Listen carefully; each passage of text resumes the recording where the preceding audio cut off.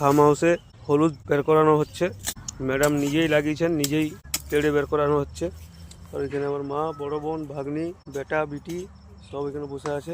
আজকে ফার্ম হাউসে দেখুন মা চা করছে।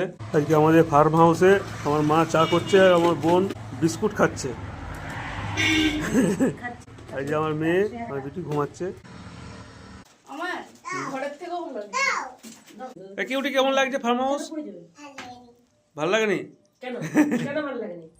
মায়ের কেমন লাগছে? কিছুক্ষণের জন্য ভালো লাগছে আমার, অনেক দিনের জন্য নয়।